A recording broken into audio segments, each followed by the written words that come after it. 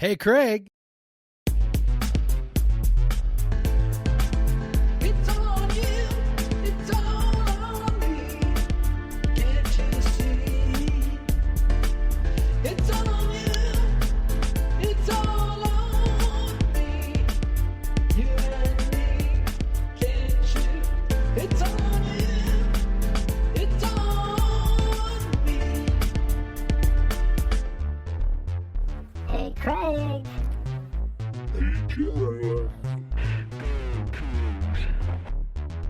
Right or wrong, we don't care. Win or lose, we don't care. We don't care. We don't care. We don't care. Hey, Jeff. Hey, Craig. How's it going? It's going. How's Our that football team is 7-1. 7-1 feeling. Yeah, we It's like only- that. This happened, since my freshman year at Wazoo. It's the third time. Yeah. My freshman year happened 2003, Mhm. and it happened in 2018, and now it's happened this year. So it's we just gotta enjoy it, and I think we'll talk about that a little later. But this is Podcast versus Everyone, episode 228. Is that right, Jeff? Yes, With that's correct. With me. Yep, I'm just trying to remember it now because it's not on the screen. I With know. me, I as know. usual, is Jeff Newser. I'm Craig Powers. I did that backwards. But Jeff, really excited about our football team, and we're going to get into that. But first, let's start with how they can have more fun with the football season in our Slack chat. Yeah, so hey, just remember you can sign up for the newsletter. First of all, if you don't subscribe to the newsletter, Podcast versus Everyone, podcast vseveryone.com. You can go there. You can sign up for the newsletter, which will get you these episodes emailed to you when they're ready to go. Also, it will include the periodic musings of myself as I do my weekly columns and things like that. Now we're going to talk about basketball season today. Basketball season not far away. I do more stuff during basketball season. So subscribing to the newsletter there is a great idea. And if you want to notch it up even another level from there, we do have premium memberships where you get the occasional premium content, and then also gives you access to our premium Slack, which is where we have about 100 people in there now, talking about all things Coug. And as we mentioned before, it is a safe space. It is a safe space from others who might desire to bring us down. People who might say, "Oh, you're only 7-1 because of your schedule." Well, you're damn right. You're damn right. We had to play this fucking schedule. You're damn right. We're 7-1. And I have no shame in that. I don't know about you, Craig. I have no shame at all. Wins are wins. And honestly, I feel like you kind of feel the vibes. You understand the vibes of how that Boise fan base grew so well over the years. They didn't care that they were just beating up on the Mountain West and the WAC. You get the UCF vibes. They're probably missing a little bit of that. And I'm sure even Utah, when they first entered the Pac-12, were missing beating up on the Mountain West teams when they struggled a bit. I mean, I think by the end they were fine with it, but yeah, like it's fun. Like WSU's already had a couple games where if they're playing better teams, they would have lost. At least I have probably let's say 3 at least. Yeah, maybe. If they were playing a normal conference schedule, probably a couple of those at least are more better teams, at least, especially last year compared to what the gamut of games they had last year. But you know what? There's also something to be said, and we'll talk about this now. Let's get into San Diego State. Something to be said about, again, a team treating Wazoo in homecoming or whatever like their Super Bowl. And even San Diego State's coach alluded to it, that this was just a massive game for them, and he wanted them to have this memory of winning this game they'll never forget over little old Wazoo. Like who in the Pac-12 has a famous win over Wazoo, maybe Colorado in 2016 when they rushed the maybe. field on us. But honestly, Yeah. honestly, I don't know. I don't know how many people. Maybe UW beating on the Seattle Cubs or whatever. But like who in the Pac-12 ever gave a shit about that? But now you got Fresno devastated. They couldn't close it out. San Jose State devastated. They didn't close that out. Beat Wazoo. And now you got San Diego State at home playing on the sand. Bring it over from the beach. The stadium's pretty far from the beach, but apparently there's just a bunch of sand over there too. Yeah. I'm kidding. They throw it on top and it looked ridiculous. Like it was. I was like, okay, I've been here for 2 days and it has not rained. What the hell's kicking out of the turf? Yeah. And it took us like, oh wait, that's sand, because we're in California and like this happens at these California stadiums. And San Diego State suffered from that more than we did, to be honest. But yeah. I mean, I learned, so I was like, what in the actual hell is this? I'm like, I've never seen anything like this before. I have no idea. I mean, the only place I've ever seen sand on top of grass in any, measurable quantity is like if I went to a golf course that plugged their greens and put, sand over top. And I was just sort of like, why would they do this to stadium? And Jake Dickert alluded during his news conference last week before the game, he alluded to the fact that they had done that a couple of weeks before. And he said, basically, I hope it's better. It looked really bad and I hope it's better. And it clearly was not better. So I've since learned that this is called top dressing. That is a thing. I had no idea what that was. Typically used to fill in divots or other sorts of gaps. I don't know why exactly they did it to their stadium. It could have been divots, right? Like the grass was not super strong. They had football games that took out the divots. They have an NWSL team that plays there as well. Yeah, but they have there was so much sand. I mean, that tells me, I don't know, maybe they put down some sod in places and they were trying to fill in the scene. There was enough that it kind of discolored the turf. Yeah. Yeah. And it looked like there were these bare patches, except they weren't bare patches. They were patches where there was so much sand. I don't know. Honestly, it was pretty embarrassing for San Diego State. And I mean, you can speak to this, but the stadium looked beautiful otherwise. Absolutely. Like, incredible stadium. Like, we all were blown away. Any Coug you talk to, as soon as we walk in, beautiful place, top-notch place. There's a bar right when you walk in the door, and we got like our double tequila sodas just right, and you can take them up to your wait. Like, You can get a drink in the stadium. There are lots of places to get drinks in the like stadium. I didn't know that was allowed. Feet. I didn't know it was allowed. Kidding. There's just like a full bar right when you walk in, and then you keep walking. There's a bunch of San Diego brewer like bars with like just all San Diego beers, and then like all like it very well done. The bathrooms are plentiful. The stadium's very very well appointed with the 35,000 whatever seats they have in it. It fits very well. Good seats. They go straight up. So like we were in the second deck, but it felt very close. Really loved the view we had. We were around the 50 on the second deck. Most of the Cougs were down in the bottom behind the bench. I think the half behind our bench was vast, like 90% Cougs. Like I think there was probably 9,000 Cougs in the stadium, and it felt like that in the Coug bar crawl on Friday because like you couldn't get into any of the bars. It was hard to get a drink anywhere, which is typical of Cougar bar crawls.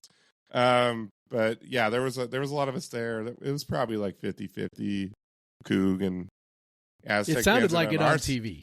And on our side, it was and plus like they had the students at the end. I know it's probably hard for students. It's like a 10-15 minute drive from their campus. I assume they might bus them over there or something. But they had a student section behind the goalposts, and it was we'll recognize this. They were there in the first half, and then they weren't there in the second half. They also could have moved over to the side. I didn't really notice because there was a lot of seats. Like the side opposite from us was like all premium seating. Like even the seat that down to the field, it looked like big like bigger, more comfy, like club style seats, and then they had loge boxes, they had suites. So yeah, like a ton of premium seating in there, and then they have a big grandstand on the side we were on, where I think most of the the capacity lies. But they had, it's just a beautiful stadium. Love having that stadium in the Pac-12 now. I think it'll fit very well, and I think once they're in the Pac-12, and maybe they're a little better, that they'll be able to fill that thing up, and it'll be a really cool place to play. But yeah, it was. I was really impressed with that. Obviously, going to San Diego is amazing. Like San Diego, we like to say we pontoon gated. We rented a pontoon on Saturday, and before 7:30 game is perfect for when you're traveling to the game, and you have a place where you want to like do stuff. So we could, we did our pontoon. We went to the pool, and then we went out and got some dinner before the game or whatever. But yeah, so it was a great venue. I'm so excited to visit there every other year. Honestly, I was there with our friends Katie and BA, and obviously my wife was there too. She didn't really want to go to the football game, but she wanted to go to San Diego, and we're like, come on, tag along to the football game. But we're all talking about like, okay, every other year we're doing this. Like we're just gonna come back. We're gonna make a regular trip to San Diego. Hopefully it's like in October and stuff when we're ready for some sun. And and so it was. I'm really happy I went. Obviously a lot of Cougs went. Obviously I also caught an emo concert while I was there. Never hurts. One of my favorite bands, Hawthorne Heights. Woo! Shout out to Seth for going with me. I got excited. It was a real cheap concert. I bought a bunch of tickets when they went on sale. I was like, some Cougs will go with me, and Seth and his girlfriend went with me. So that was fun. And he got to experience, this is what emo is. And I'm like, yeah, emo's a lot of things, and this is one of them. And this is one of them. Yep. But so that was fun. Anyways, the football game, the trip was amazing. I'm obviously buzzing about it. I was really excited. I posted a little video recap of it on our Instagram and our TikTok, podcast versus everyone on those. You can check it out. But anyway, so the game, man, I'll tell you, I was not in a good place in early fourth quarter. Yeah, I don't think anybody was, but it'd be worse if I had been in the stadium. Some people around me could definitely attest to that. I love you, Brad. But there's that was just like, what is going on? Now, in the back of my mind, I'm like, we can come back from this, but will we? Like, we haven't done anything on offense in. Yeah, you got to score points to come back. And it's not even that they weren't scoring. Kind of a prerequisite. Up until then, they weren't even moving the ball. Yeah. But, you and I have talked about this, like, watching the game with BA is a whole experience, and his analysis of everything. It's just it's wild. Because he can spot stuff as it's happening. Yeah. He was just like, we should hit this. We should hit this. We should hit this play. We should this play. And I'm like, okay. And like, yeah, sounds good. Let's do that.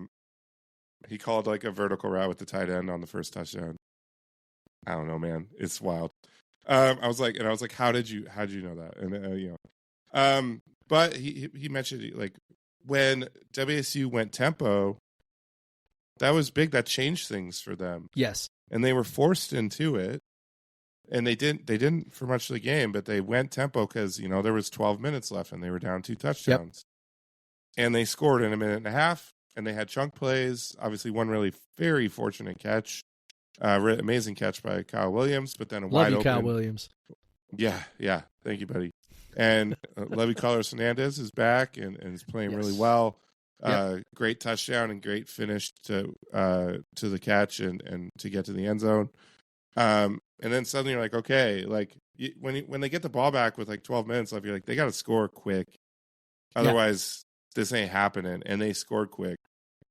And it was the tempo, and it's like, okay, maybe we should have been doing this earlier. I don't know. Yeah. But I'm glad you're forced into it. It did kind of have the feeling of like, how many college football games do you watch where a team is on an upset bid and they they have a team on the ropes, and then the better team just kind of figures out what to do, and they have the talent to make it happen. Yeah. And I think that's what happened here. You know, WSU figured out what to do, and they had the talent to make it happen. Obviously, needed a big play on defense again from Buddha. That interception on a 3rd and long, which, you know, we were excited. It was like, okay, at least we're going to hold them to a field goal. Probably it's like 3rd and 15, right after a big sack by Dinboo. Dinboo. Thank you. There you go. I want to say Dinboo, and I know that's not right. Dinboo, his 3rd sack of the game. Yeah. And then just like incredible. Like they talked about how. So this is on the ensuing drive after WSU scores a touchdown. To talk about looking at video on the sideline, and San Diego State had run the same play, the same formation earlier. So they basically showed blitz with the linebackers, pulled back the linebackers. They blitzed one off the edge, and Buddha just dropped back right into that spot where they knew he was going to throw that slant, and he threw that slant. And honestly, a guy that had not given the ball away, like he only threw one pick and like 100+ passes before that, but they got him, and all of a sudden we were in it, and just to go down, you know, Mateer makes an incredible play. It would have been a 3rd and 18. He spins out of it, converts a first down, and then a few plays later they're scoring, and they have the lead and they hold, and it's just like, holy crap, we did it again. They did it again. Like two double-digit fourth quarter comebacks this season, a third just fourth quarter comeback period. I mean, it's crazy to watch, and they're 7-1, Jeff. It's crazy. Yeah. Sorry, I did the whole recap, but it's crazy to watch. Like I do want to like jump on the idea of playing with a little faster tempo. I'm not a person who thinks like that, you know, tempo is everything, or that playing at a fast tempo is the solution to every problem. I do think that this team needs to recognize that they are superior in terms of talent. Now, I know coaches, they don't preach that stuff. They want their players to believe that, you know, the other team is super dangerous and very talented and whatever. But the reality is, you know, the more talented players reside, you know, on our side of the ball in most of the games we've played this year, definitely in the rest of the games down the stretch. Doesn't mean, you know, that wins are assured or anything like that, as we've seen from these games where we had to have the fourth quarter comebacks. But the coaches certainly could recognize that there's a bit of a talent disparity here and coach the game in a fashion that leans maybe a little harder into that. And when I watched that game on Saturday in the first half, okay, so they score on the first drive, and you want to talk about tempo. The tempo was right there on that first drive. I mean, it was like bang, bang, bang, bang, bang. Now that's a bit of a product of running off a script, right? Like, you know, you're basically, you know, what's coming. Of what exactly, you know what you're going to call in each situation on that first drive, because, you know, okay. And of course you can't wait to get into the situation where you're going to call the trick play and throw a touchdown, right? So, I mean, I get all that, but at the same time, I do think that there is something to when you are the more talented team being the aggressor. And too often it feels like, particularly on offense, defense maybe not quite as much, but on offense, it feels like they sort of fall back into a tempo, a cadence that is just more to the liking of the opponent, right? You know, and it just you know, it reminds you of, I mean, you and I both huge soccer fans, you know, where you can just sort of get lulled into, okay, the other team is giving me this, so I'm going to go ahead and take what they're giving me, but I'm not really going to press the issue. You know, Sounders did that the other night, where it's just like, you know, you can be passive and feel like you're doing something, or you can sort of take the game to the other team. And it sure feels like our offense maybe needs to do a little more of that. And I understand it's a fine line. It's not just as simple. It's not just as simple as going faster, right? I mean, there's a whole lot of things that do go into it. And I have an appreciation for that. It just feels like as the more talented team, being a little more aggressive, pushing the envelope just a little more. I mean, it doesn't even have to necessarily be breakneck speed, but just enough to unsettle the other team, I think is, something that maybe they should consider trying to do. Maybe even just running, snapping plays, 5 seconds sooner. It doesn't have to be a ton, but something that maybe puts the other team on their heels just a little bit and gives the feeling that we're the aggressor. We're going to punch you in the mouth. We're going to keep coming at you. And that the tempo is just going to be something that makes the other team a little uncomfortable. And I think we can do that with our talent. It's not a situation, I think, where we necessarily need to slow it way down and really outthink and outmaneuver the other team. And I think we've also seen John Mateer, you mentioned him. I think we've sort of seen at his best. He's at his best when he's also maybe not overthinking things, maybe also just sort of rolling with quick decisions. And I just feel like good tempo can sort of foster that. Doesn't mean it's going to be perfect. Obviously, you mentioned the Kyle Williams catch.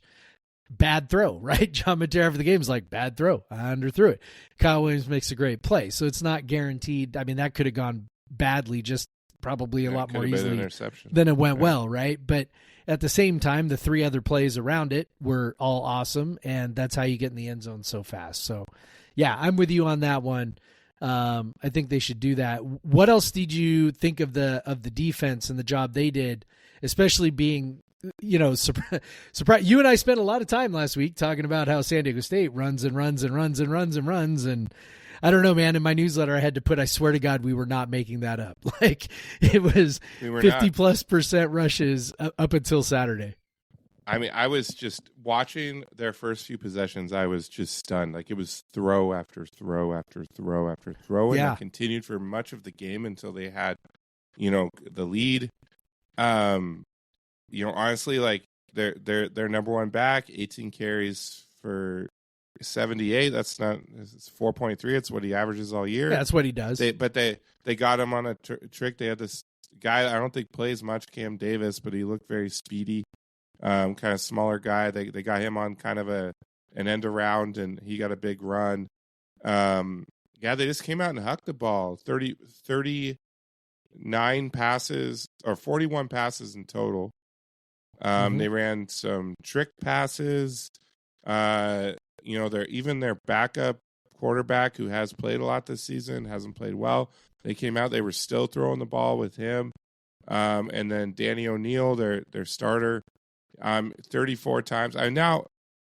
He threw 34 times for 194 yards. That's not a lot, but honestly, that's better than they were doing with their run game. Yeah. So it was an improvement, and it definitely took us by surprise. Well, that scared the hell out of me. For the listeners who are only on podcast, I literally Happy Halloween. That was a real legit jump scare. Yeah, my youngest son just came in and gave me a hug to say goodnight. He just popped out over your head. I know. Y'all gonna have to watch the YouTube video to see that one. About 23 minutes into the video. Anyway, but yeah. So I think it took us by surprise. Yeah, totally did. They had done nothing like that leading up to this game. No. Well, and it's not unusual. It's not crazy unusual for a team to do that for like a series. Coming out of the bye week, hey, let's script a bunch of passing plays. Let's try to take them by surprise.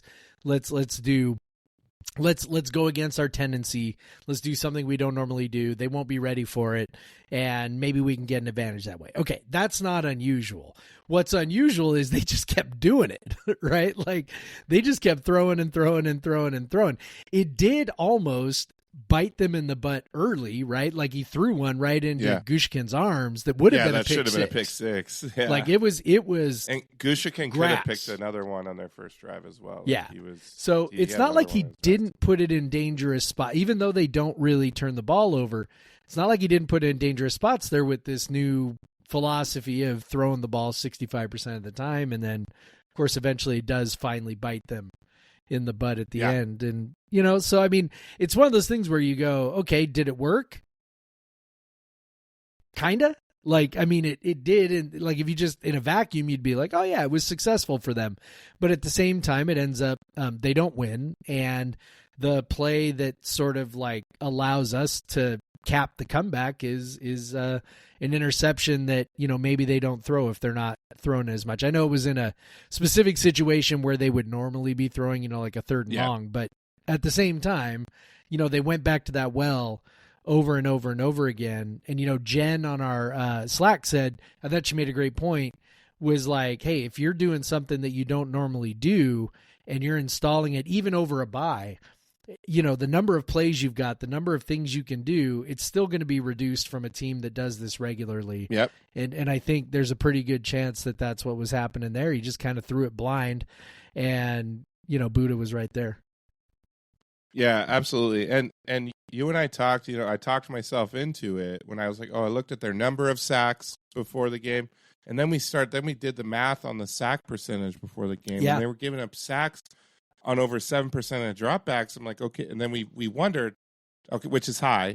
And we wondered, yes, would Wazoo be able to take advantage of that high sack percentage? And they did. 4 sacks, all from the defensive line. Yep.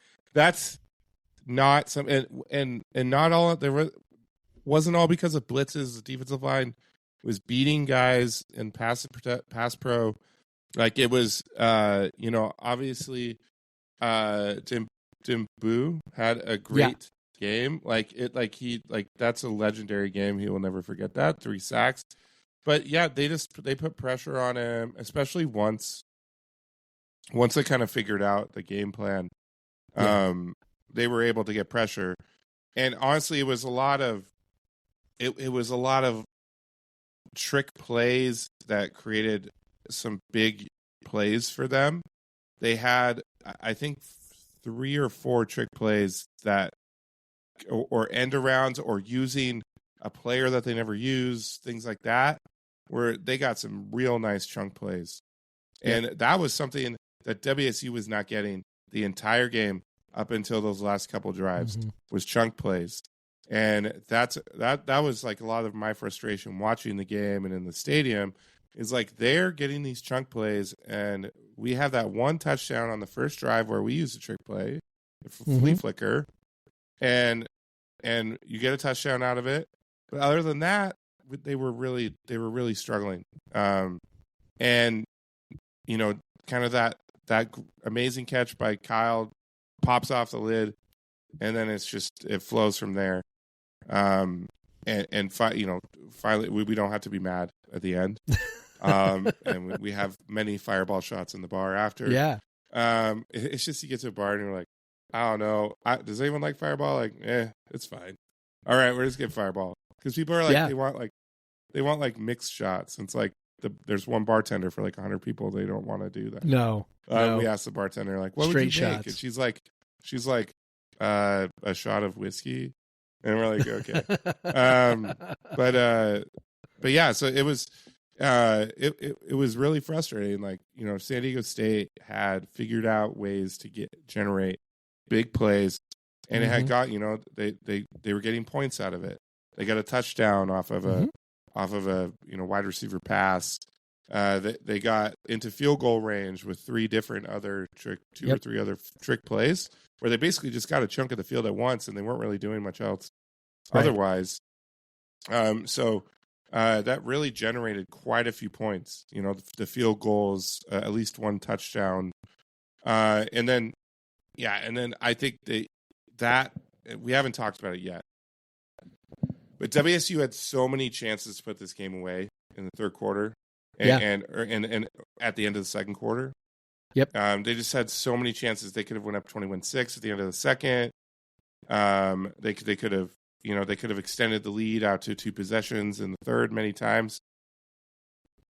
And San Diego State was struggling. The defense was holding San Diego State down, preventing a comeback. Was kind of staying that 14-12 or whatever it was for a while. And then Freeman fumbles that punt. And that was that San Diego State, that's like what they needed. Yep. And they were like, "Oh, right." And then they did that wide receiver pass right after that touchdown. Yep. Oh shit, we're losing. We're Yep. losing. What the hell Yeah. just happened? Yeah. How? Like, and it was like, what is going on? Like, how are we losing this game right now? Yeah. And then they, obviously WSU kind of fell apart. You know, they did not handle that right away, and Mm-hmm. gave it back to them, and then they score on a shorter field again, and you're sitting there like, oh, what's going on? But as we said before, they went tempo, they made plays, they survived. They're 7-1. They're ranked number 22. Finally breaking into those rankings this year. All we had to do is go 7-1. That's all. That's all. That's it. Yeah, the ranking is super yeah. cool, right? Like I know that we have some fans out there that, you know, are just like, whatever, rankings don't matter, or whenever we start like complaining about not being in the rankings when we feel like we should, just keep winning and it'll take care of itself. Like, completely misses the point because the point is that, you know, there's inherent value in being ranked, and it's it gets you attention on I mean just like from the most basic things on up. So like a super basic one, you go to ESPN.com, what do they show you by default? Top 25, right? Yep. You turn on Sports Center, what do they show you by default? Well, SEC, but then top 25, right? Like, you know, if you're in that top 25, or, you know, it's halftime. Oh, let's check in on the top 25 on CBS or whatever. And they're like, oh, top 25. Like when you cross that magic threshold, people pay attention to you in a way, and you are in the consciousness in a way that you just aren't when you're not ranked. And and we saw the huge difference when Boise State was ranked 25 and we were ranked 26 and playing each other.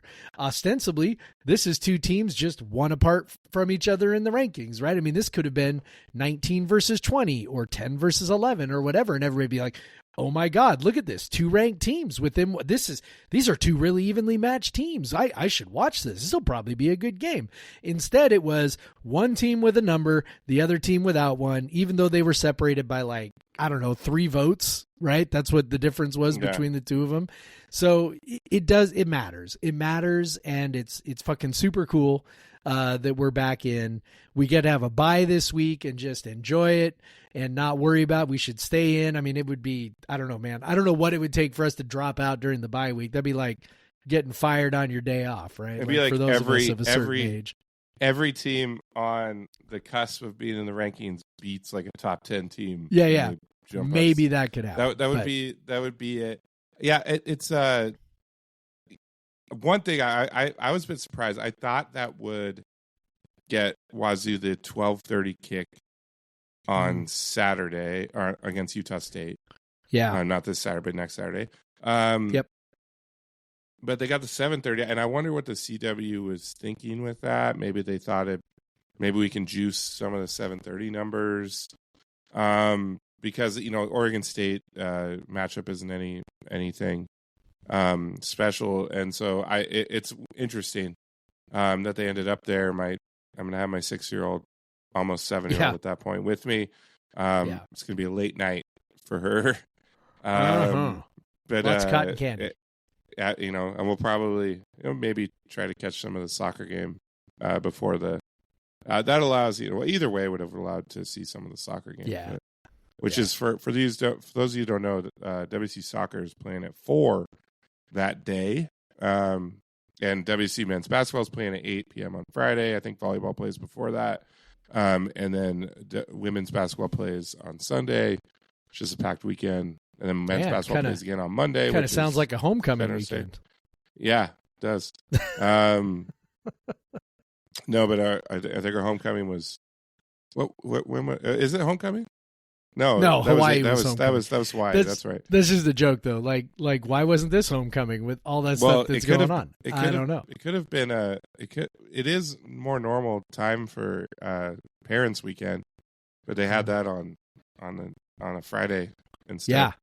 Yeah. Weird. But yeah, like so they got the 7:30 kick. But yeah, like you said it exactly. I mean, I remember like back in the day, you know, you when you'd watch the ticker for the scores, Mm-hmm. and they would only have the top 25 on there regularly, and occasionally the other ones would pop up. But you knew like they would always show the top 25, and so like it was always fun. Like when WSU was ranked, rarely just to see like, oh, WSU, their score is just going to come up over and over again. And like you said, like Sports Center would have the highlights. Now I haven't watched Sports Center in so long, so I don't know how they do the highlights these days. But yeah, like you know, you get talked about if you're ranked. You might even be one of the picks on college game day. Yep. You know it. You know all that. Like probably won't be because it'll be such a big spread. But yeah, it's exciting to honestly. There isn't a ton of weeks in Wazoo football history that they've been ranked. And now they're going to have like 2 in a row. Yeah. And at least 2 more. Gosh, please, can they have at least a third? Utah State. We'll talk about them next week. But yeah. And it's, I mean, if they keep winning, I mean, who knows how high they go. Now if we start talking college football playoff stuff, and obviously it's, maybe a little early for that sort of thing. But before we play our next game, they will unveil the first CFP ranking. So we'll have to see. We'll talk about this more. We'll see where they're at.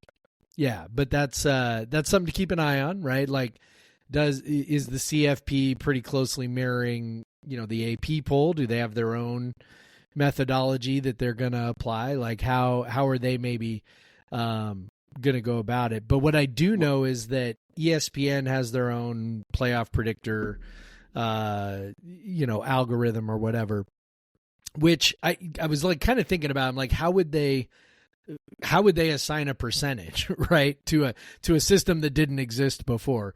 But the CFP has always done a ranking of 1 to 25. So I'm guessing they probably compared. They have a metric called strength of record, which is basically like a resume metric. My guess is they sort of compared that strength of record to the CFP rankings that they always come up with, and just like kind of try to figure out what the correlation was there. And if you finish with a certain strength of record, what's the likelihood of that team being in the top 12 of the CFP? So, but they put WSU's chances at 10% of making the CFP. 49% to win out. So Captain Math, I had to run this by the folks in the Slack to make sure I was doing it right. But, that's like a 20% chance of making the CFP if they win out. If you win out, right? So, like, I don't know, man, 1 in 5, that's not crazy. And that also kind of passes the smell test to me, as far as like what might be a reasonable number. And, you never know, man. Maybe they can sort that. I'll probably take some chaos. But you just keep winning, and wins matter the most. Boise State keeps winning. If your only loss is on the road to a team that's also in the playoff, then your resume starts to look a lot better. Well, and let me just list off a few teams. I'm not even going to look at it, Jeff. You could check my work. Okay. List off a few teams who, if they won out in the regular season, obviously some have an automatic bid, but that would not have 20% chance of making the playoff. Washington, True. UCLA, True. Also true. Arizona. Yep. I don't think Utah can win out and get to the Big 12 title game. Nope. Arizona State could, I believe, still. We'll say Arizona State. If they win out, they would have 100% chance. So Arizona State still got us beat there. USC, nope. They're not. Nope. They're not going to the Big 10 title game. They're not going to the playoff. Nope. Cal, nope. Nope. Stanford, nope. Definitely. Am I forgetting anyone? Nope. I think that's all. Yeah. Except for Oregon, So, we won't talk about Oregon. Yeah, but- Oregon and Arizona State are the only ones that got us beat right now. Yeah. And that's because they can get their auto bid. Obviously Oregon State, if they win out, even if they don't win the Big 12 title, a Big Big Ten title game, they'd still be in. But yeah, like it's funny to me. We're playing our Mountain West schedule, Yeah. and we have a better chance of making the playoff than almost all of the defenders. Yes. So Yes. fuck all I think- y'all. Yeah. Oregon's playoff percentage is 88%, which, I mean, their schedule, their remaining schedule. at this point, is not, at this point, I think that's the second highest playoff percentage among there. Arizona State, just for giggles, Arizona State, they are at, let's see, playoff percentage. Sorry, they don't. ESPN does not pin their header, so they've got their playoff percentage at only 0.4%. But again, that sort of accounts for the fact that they've only got, I think it looks like a 1% chance of winning out. They've got to play both Kansas State and BYU in their last 5 games. So I mean, in theory, if they win out, they'd be in great shape. But that's a tall order, man. It's a tall order against those two teams. I think they got to go to K-State, and then I think they got BYU at home. So I will say to win out, particularly on the road, especially in Corvallis, WC is going to have to play a little better. And Oregon State's going to be psyched for that game for sure. Yeah, especially if WC is still ranked. I mean, New Mexico, you're playing. That's a weird place. You're playing at elevation. It's a tough trip. Plus, I don't know. Like, I'm hopeful the Utah State, Wyoming at home. They've played well at home with the exception of San Jose State, but both those teams are pretty bad. So just hoping that the talent plus being at home carries them through. Again, like now you're at the point where like anything less than 10-2 at this point is going to be disappointing. Oh, yeah. And you're probably going to be favored in the last 4. Yep. Maybe just by a few points against Oregon State, but I think it depends how these next 2 go. But I think they'll probably be favored in the last 4. I mean, at this point, you would be like if they just projected them out. So yeah, it's a weird feeling. Like usually when WSU has a big season going, there's a couple big teams that are left on the schedule at this point. You still have the Apple Cup. Yeah. And just to be like, okay, we played the toughest, like they've played their hardest Mountain West road games in San Diego State and Boise State and Fresno State. And they won 2 of those. Yep. They missed UNLV. This was a good year to miss them, obviously. And unless you're trying to go to the playoff, maybe having them at home would have been nice. Yeah. But yeah, it's just weird to be in this position that we can even talk about winning out, and that they have a nearly 50-50 proposition to win out with 4 games to play is crazy. And it's fun, and I have to. So I'll admit something. Like it's sometimes after the games, I just keep feeling this like sense of relief more than elation, and I'm just like trying to I just want to be. Like I keep reminding myself just like live in this moment. Like you wrote about it in your newsletter.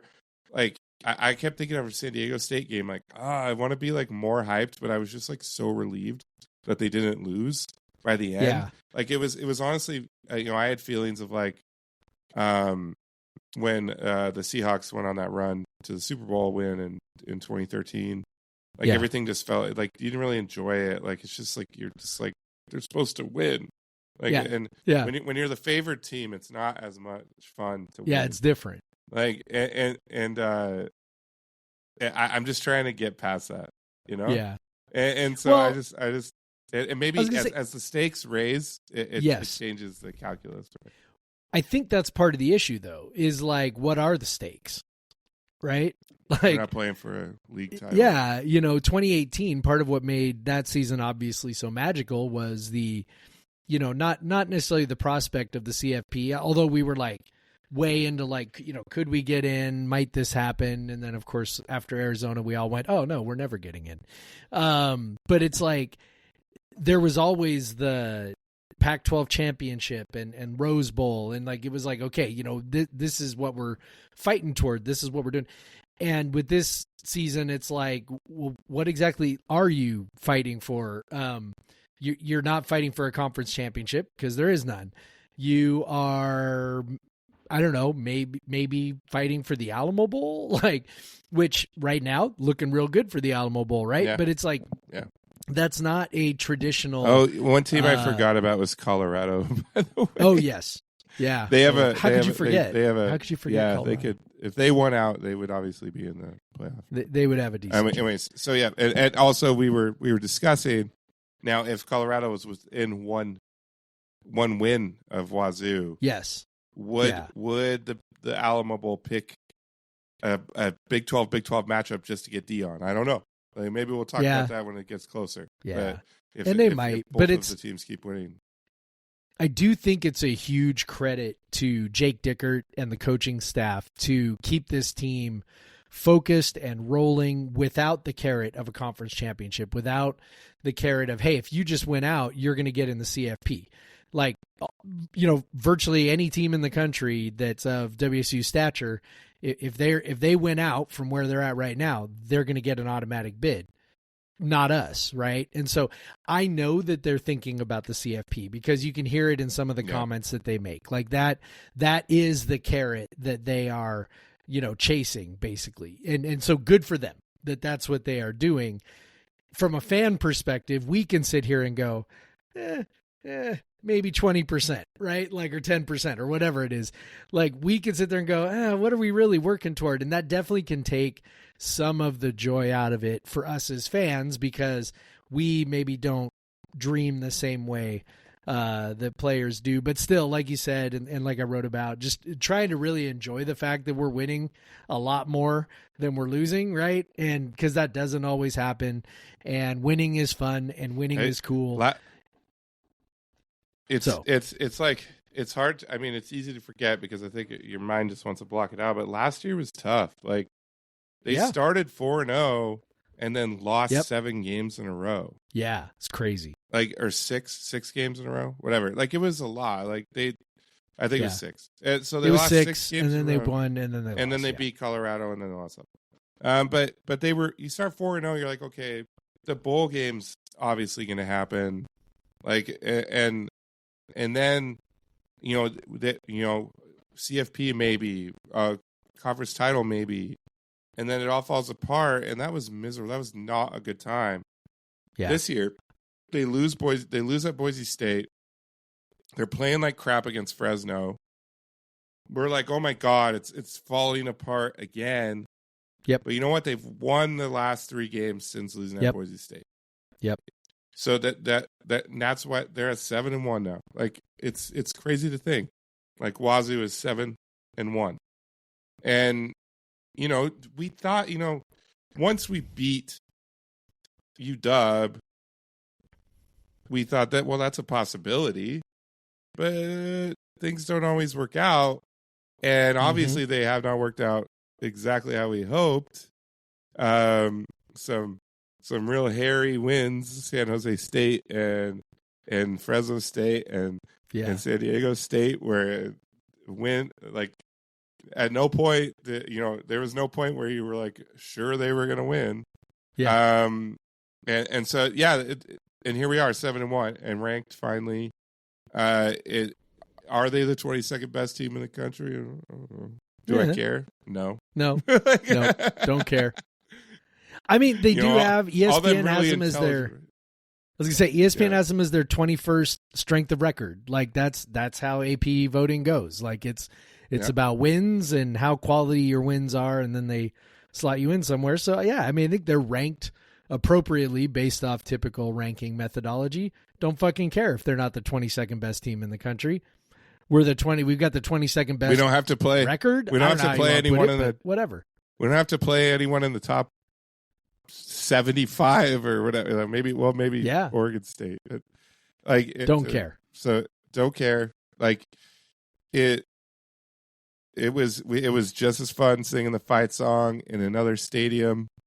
Yep.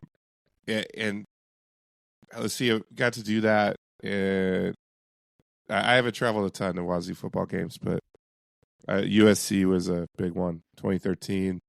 Yeah. Wisconsin, that was probably the best feeling. And then San Diego State and UW a couple times. But obviously didn't get to sing it in Boulder. But it was really fun to be able to do that. And then so many of the Coug fans that were there were so happy to be there. And we were all happy to be, we were all yelling at each other like 7-1. Holy shit, 7-1. Like, Yeah. Like, this is crazy. So, yeah, let's all just enjoy it. We have a week and a half to enjoy it. Go watch the rewind video. They just skipped right on to the part when WSU's down by 12 in the fourth quarter. Yeah. Didn't even talk about the rest of the game. Yeah, I love those rewind videos, honestly. I said it They're on my amazing. Instagram. Like, Yep.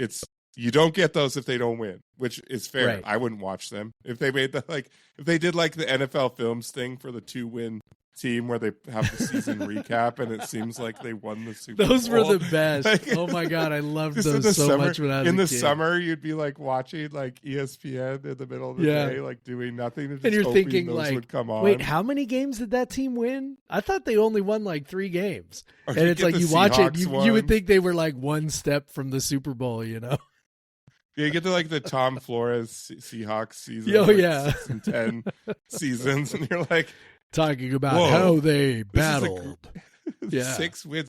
It's just like entirely focused on Cortez Kennedy. Like the Yeah, whole thing is like, Yeah. Wow. They had this. They must have been really good. No, they were not good.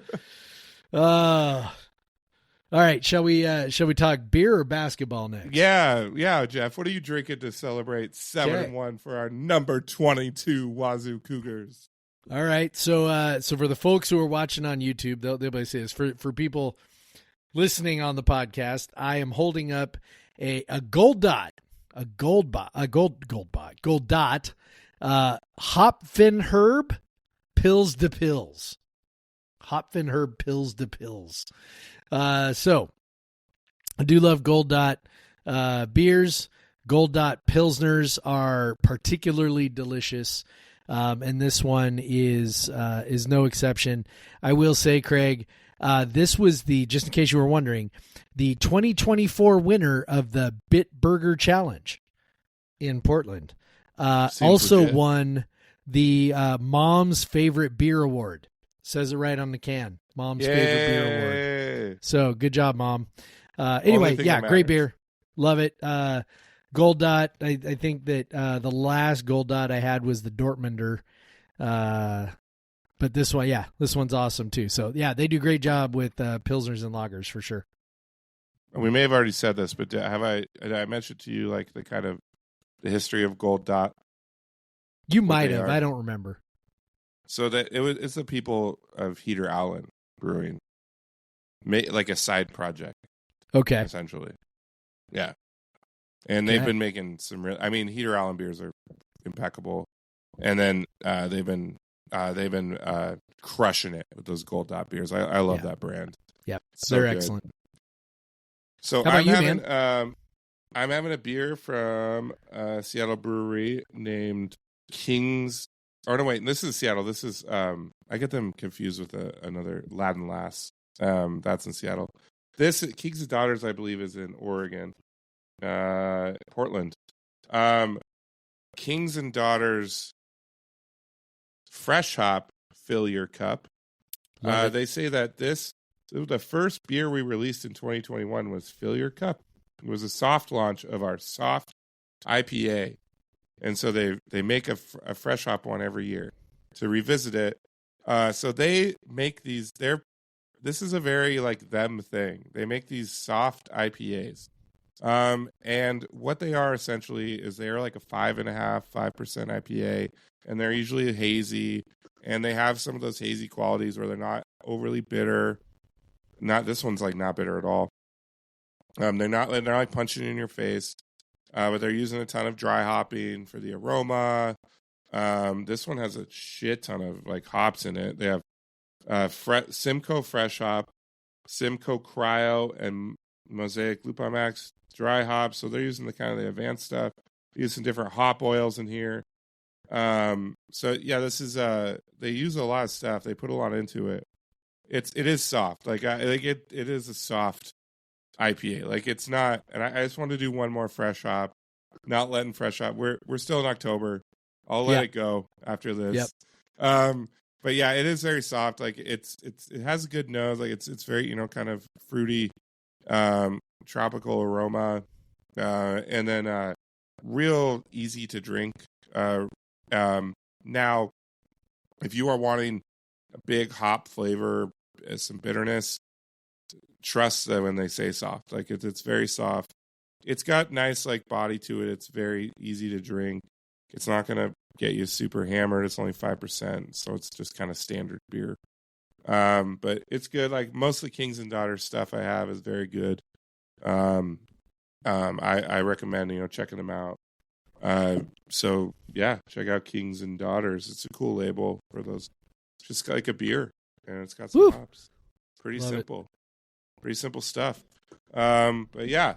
And then of course, I see you're probably cracking one too. We're moving on to the Old Crimson. I have my Old Crimson. Let me just finish this off. Oh, it's chug time. All right. Get that Old Crimson out. Yeah, it's Old Crimson time. No, this beer. No, I'm just kidding. We all know Old Crimson. Yeah. It's going to be an Old This Crimson. beer is an impeccable lager. It's legendary, the some might greatest say. beer of all time. Let me try The not to greatest spill beer it all over ever my brewed. laptop today. I think I'll spill it all over my laptop this time. No. Nope. Got it, guys. Nope. Good pour. We're good pour. good. Well done. Good pour. All right. So let's move on. Hoops. Hoops. I can't believe Basketball. it. Like it snuck up on me. I know. Monday. Holy shit. Double header. Yeah. Women's hoops, then men's hoops. Yeah. Basketball How is about that? back. It WCC, baby. Oh, God. I am still Dude, I don't know about you, but every time I go to Ken Palm or Bart Torvik or whatever, and I go to our team page and it says West Coast Conference at the top, I'm just like, fuck. Like it's still is not sunk. It really hit me today. There was like a video on Instagram or something that they did with some of the players, and they were wearing the uniforms, and they had It said WCC on it. in the patch. I Yeah, know so we've I'm seen sure that they'll with have- the soccer teams and the soccer team Yeah. and the volleyball team, but still, like Volleyball has it on the back. it's a little different. It's a little different with the basketball. Volleyball has Pac-12 on the court and WCC.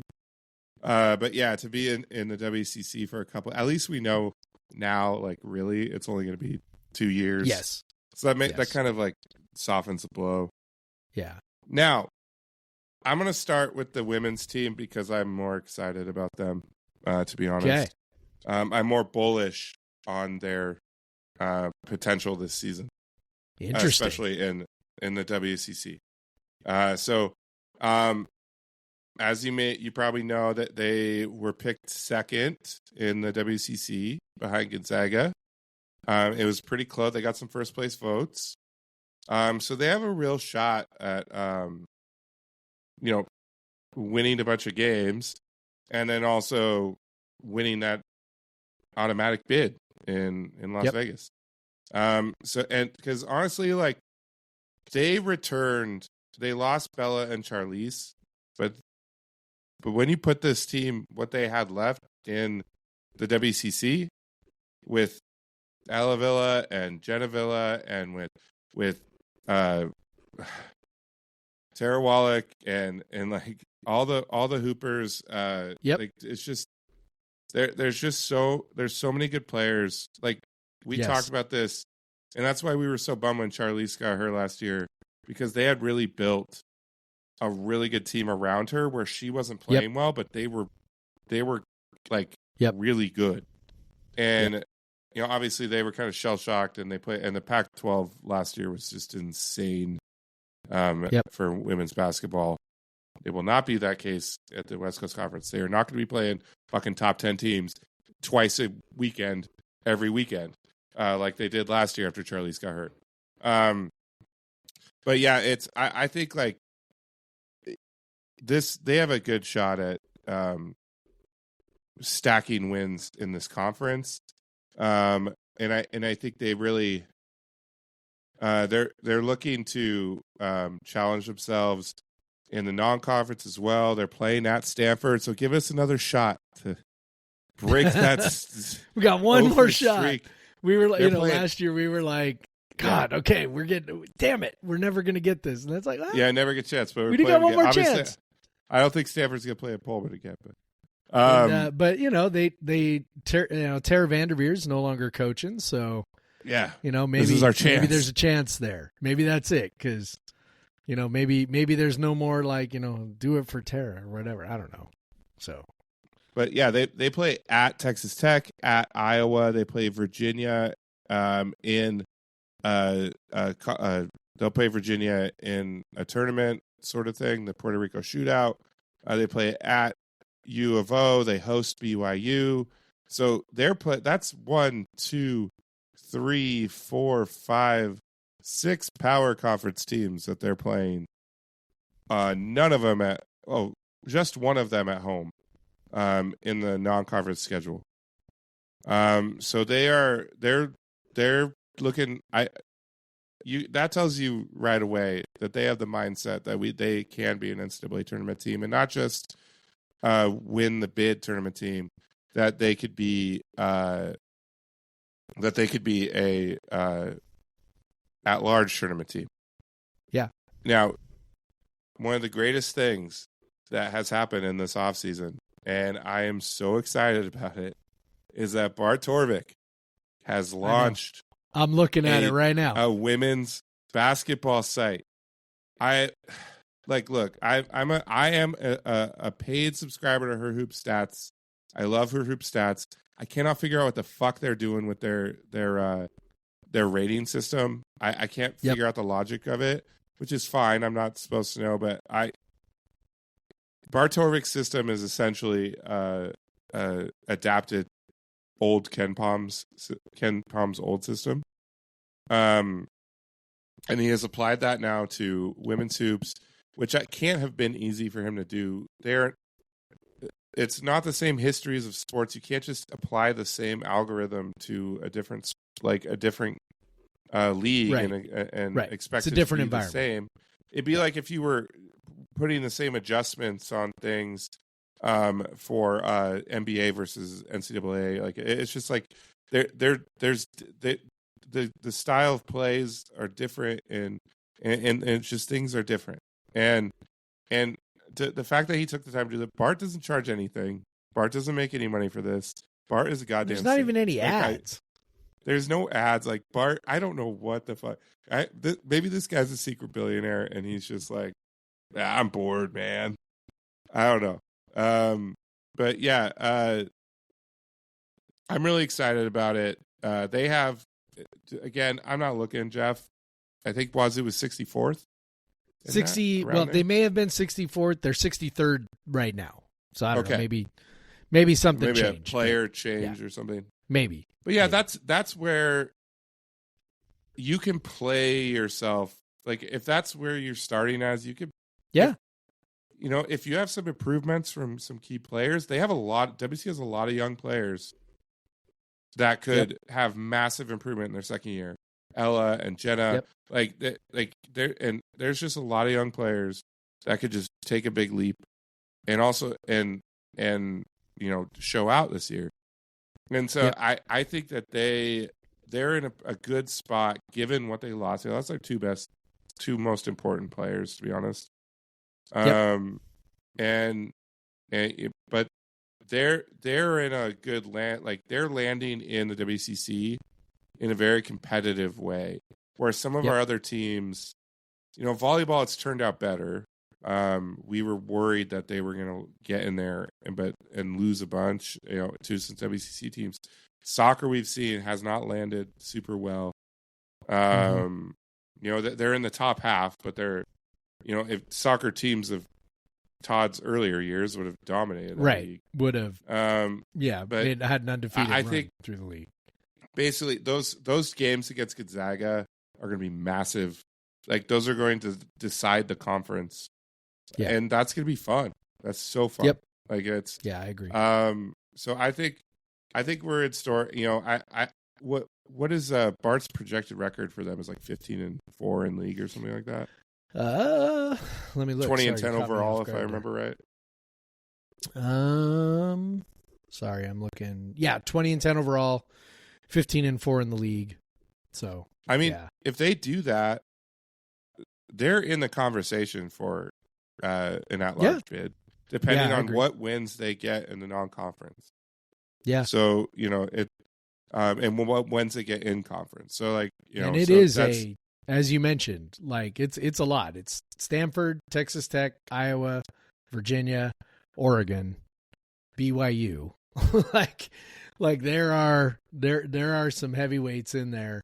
And the only one that's at home there is BYU.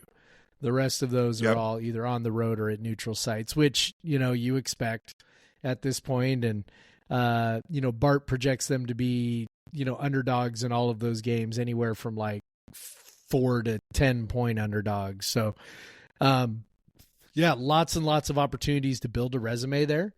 And, you know, if I'm thinking about, you know, my one player that I'm thinking could take a really massive leap forward to help the team is Jenna Villa. You know, tremendous recruit. You could see a lot of the tools last year, but, you know, still a freshman, the speed of the game, maybe, you know, still a little much. And also maybe a little bit of physicality of the game, you know, was a little rough for her at times as well, but man, she can shoot, she can score. She's a very, intuitive basketball player. I look for her to take, you know, a big jump. And if she can take that jump into a player who is truly a weapon, that really transforms the team, you know, because she is such a potential matchup nightmare for opponents. I mean, she's 6'1", but she's really a guard. And, you know, at that size and with the different things she can do, she has the potential to really kind of turn, you know, kind of run right through the WCC. So I'm excited to watch her develop. And then, of course, Ella Villa, she showed a lot of promise last year in the WCC. I think, you know, she was a preseason all-conference, which I believe that Tara was as well. And then you have, you know, what is Alex Colville gonna, you know, in her second year?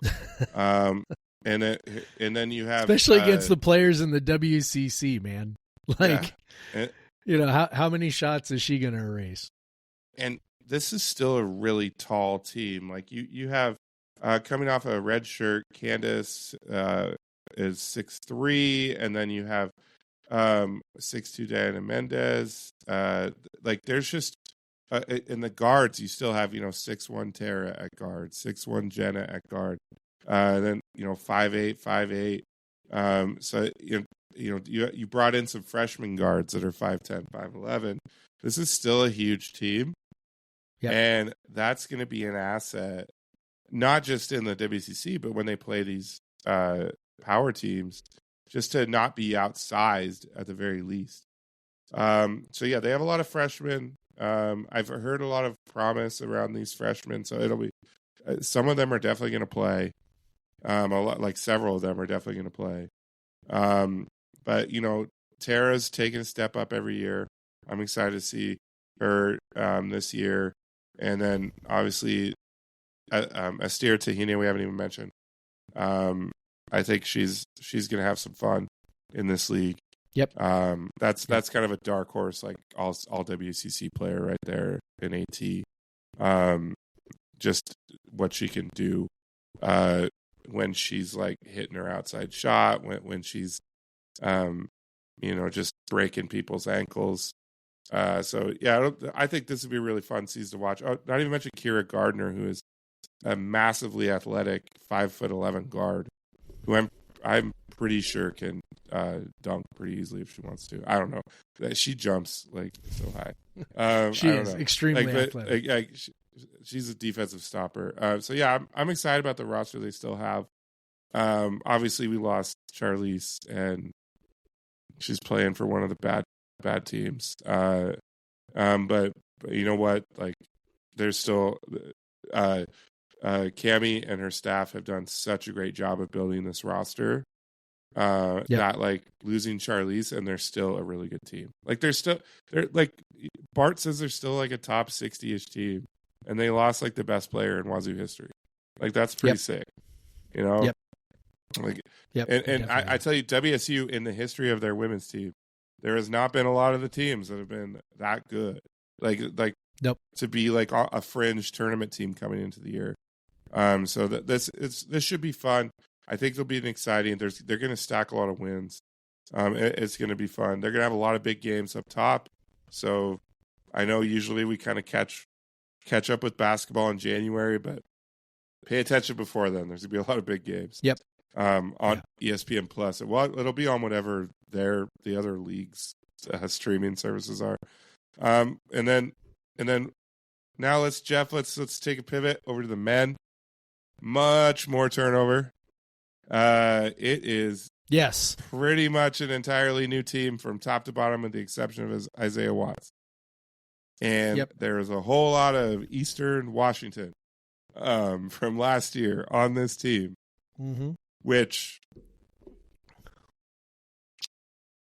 I've been, not gonna lie, struggling with that a little bit. Like, that Eastern last year wasn't, they were good in the Big Sky, but would they have competed in the West Coast Conference? No. Now, when I'm saying competed, it's obviously a tough road to be, like, challenging for the conference title when Gonzaga's there, and you have to have a pretty damn good team.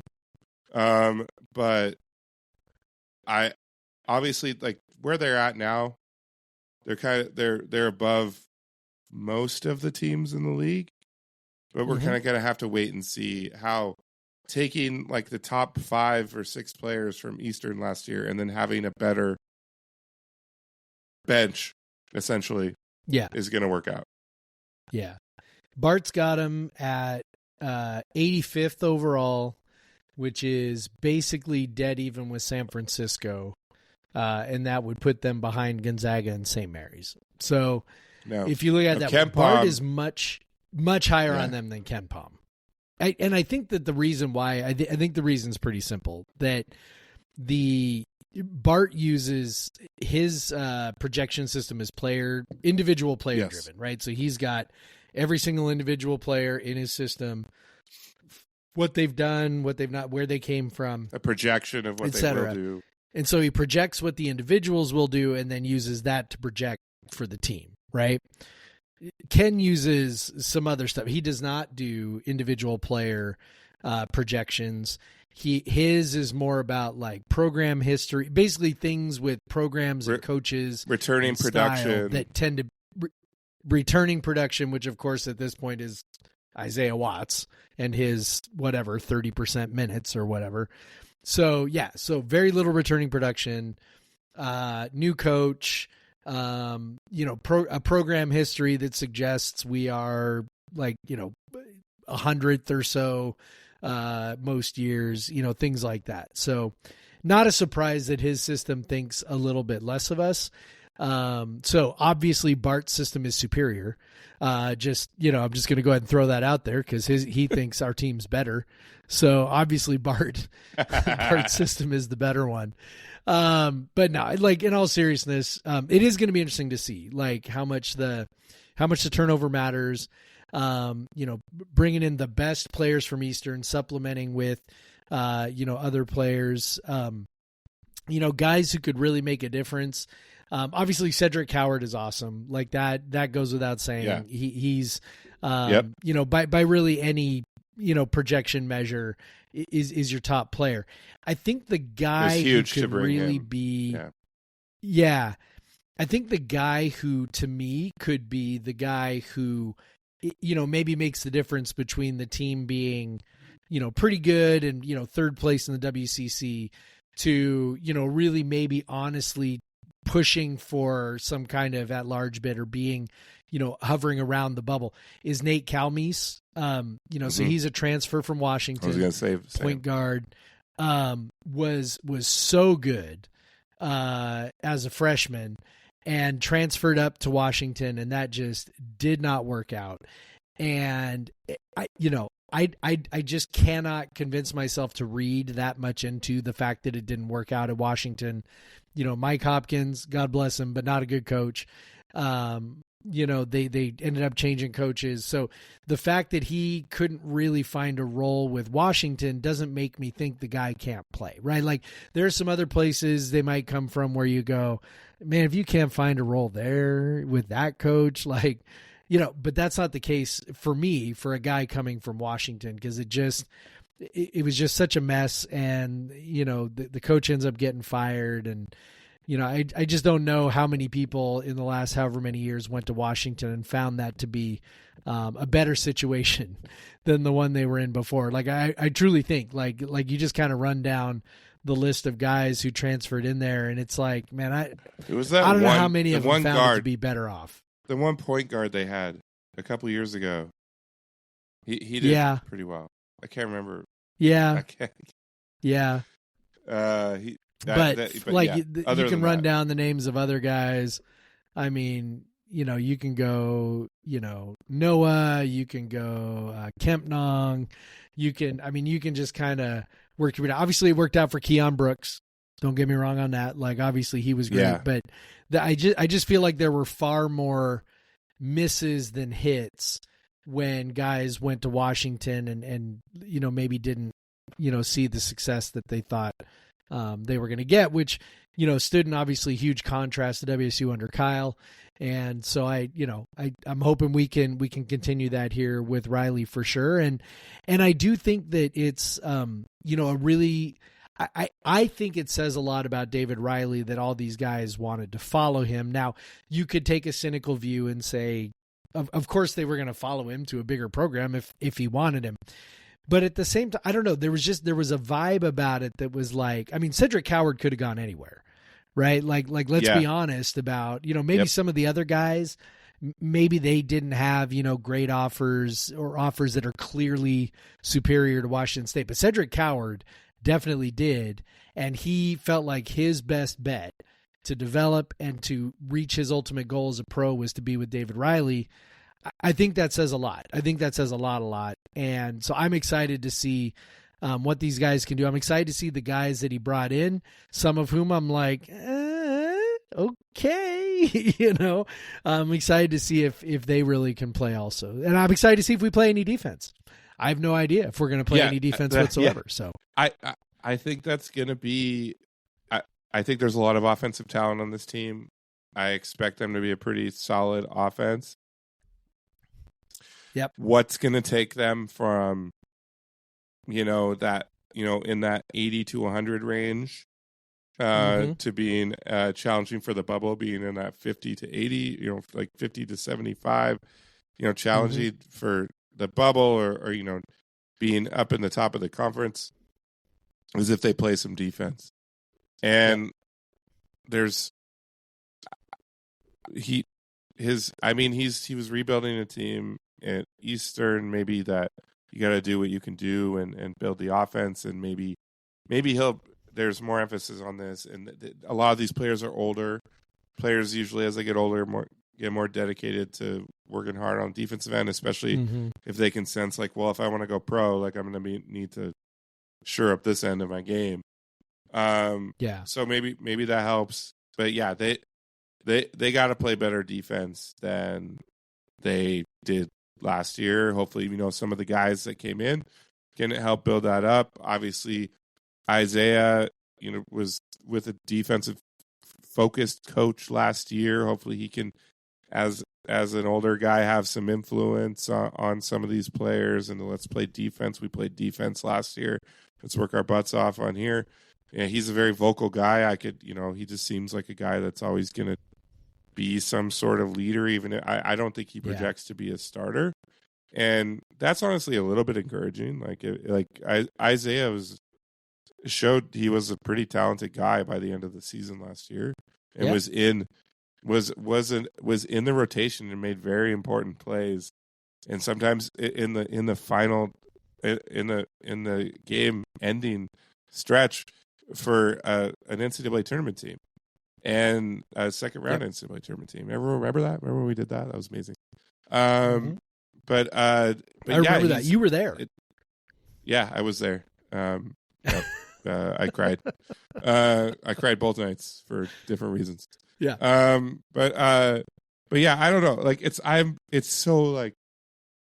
so hard to tell what's gonna happen. Like you could just look at Eastern last year and be like, please be better than that. Yeah. And I think they will be. I think there's a lot better surrounding those top players from Eastern. Now I wish they had Casey Jones this year. That would be cool. That says would he's be coming cool. in 2 years after his LDS mission.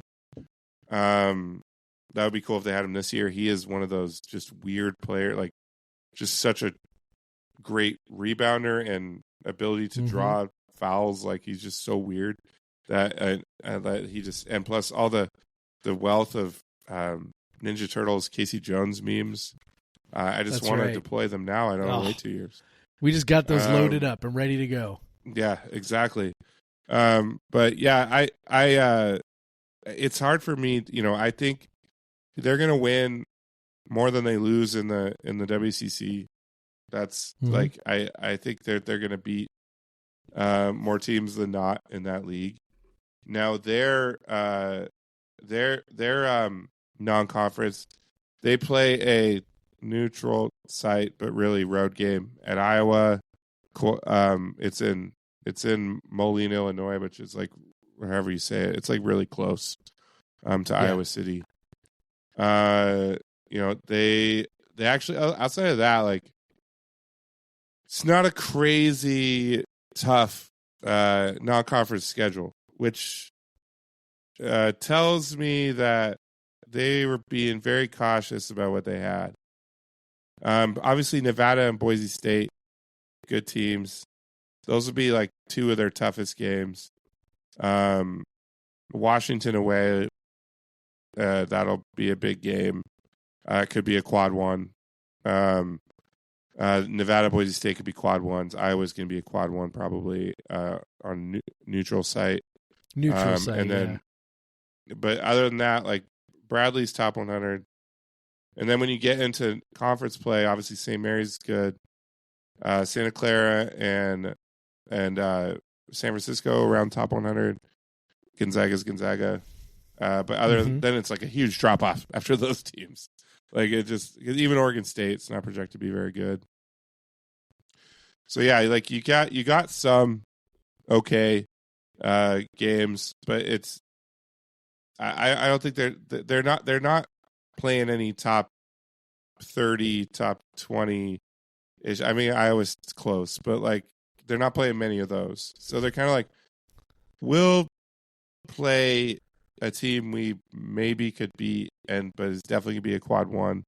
And I think that's what everyone does these days. Smart. But I think there's a lot of other games where they are just hoping they're not tested and they could just get some wins and hopefully get, work on their rotation and all that. Yeah.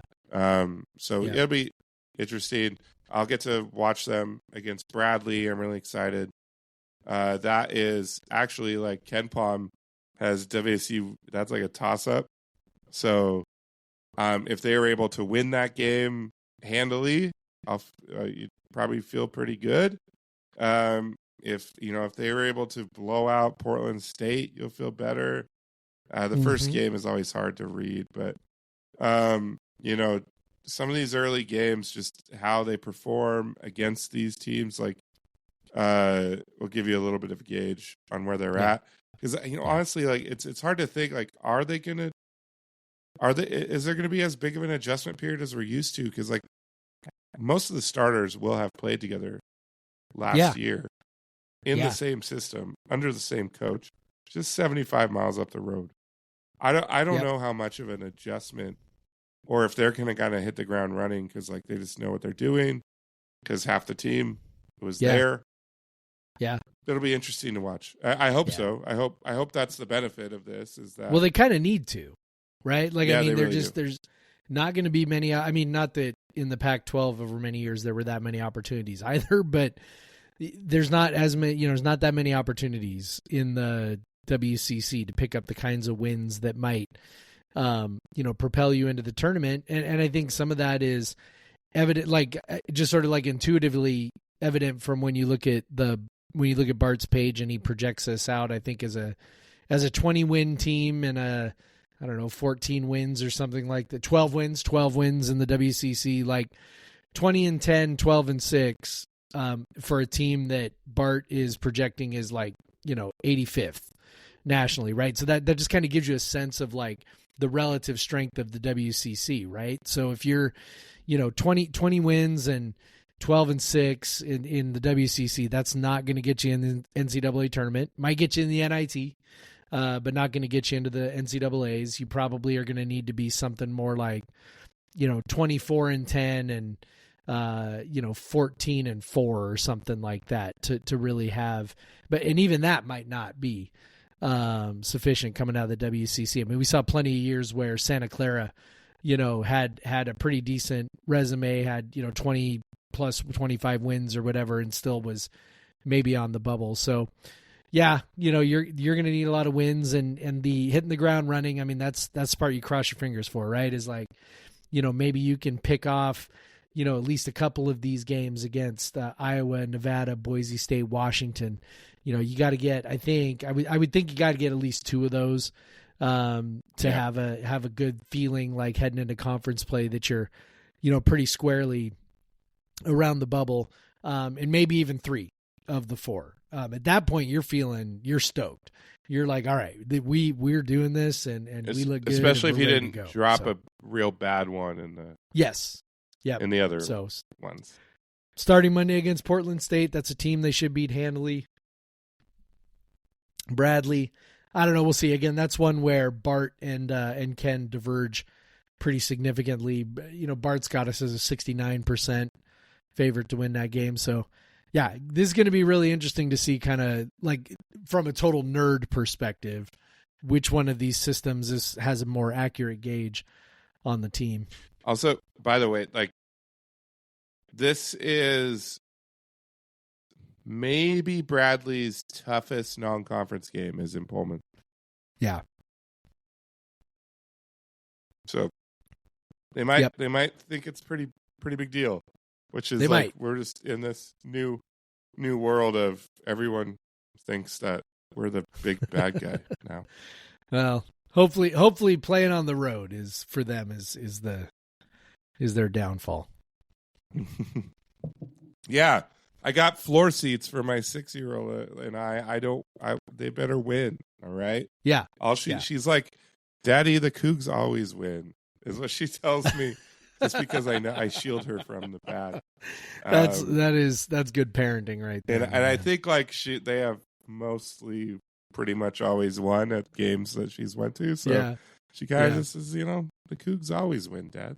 Like, Yeah, it's of fine. course, Why are you right? so worried, That's how Dad? this works. Why are you always so stressed? They always win. Well, yeah. Listen.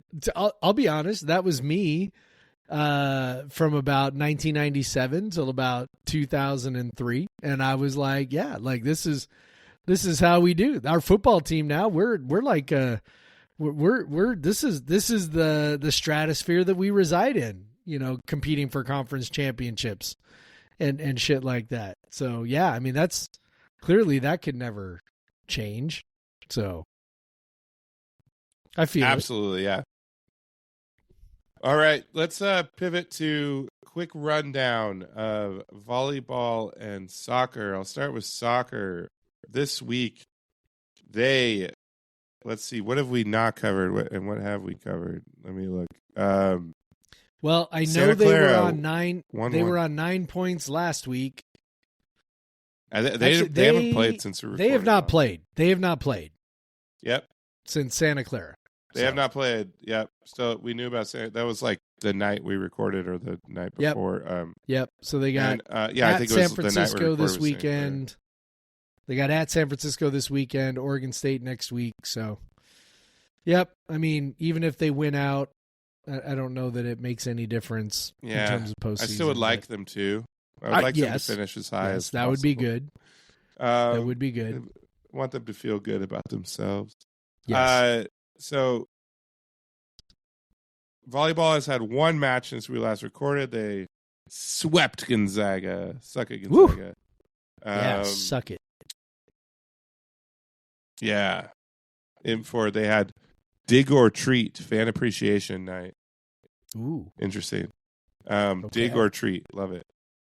Wow. So they have coming up on Halloween, probably as you're listening, this will be released, they're at Loyola Marymount, and then they're also this weekend at Pepperdine. So a couple big matches if they want to hang in the conference race there. I mean, those are the two teams ahead of them. Yeah.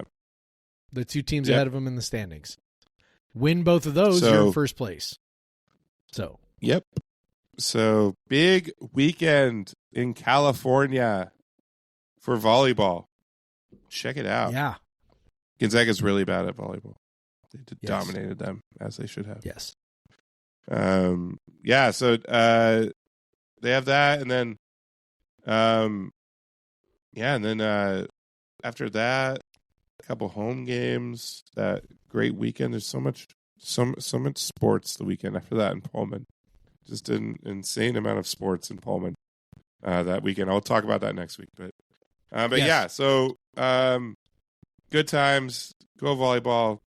Go shock the world down there in California, Southern California. But yeah, Jeff, I guess that's it. That's all. If you want to follow us on socials, we actually have socials specifically for the podcast now. Instagram, Podcast Versus Everyone. TikTok for the youths, Podcast Versus Everyone. I'm having fun with those. I enjoy it. And so please follow them. I'm trying to be a sassy Coug on there. We post clips from our podcast, whatever. But also, Jeff, I guess since we pub that, you can follow us on Twitter at the Craig Powers at Pod Versus Everyone. But really, 7-1, go fucking Cougs. Yeah, go fucking Cougs, Craig. Black Lives Matter. Black Lives Matter. And get vaccinated. And for the love of God, don't let him win again. No. And vote no on all 4 initiatives in Washington State. And vote no on all 4 initiatives.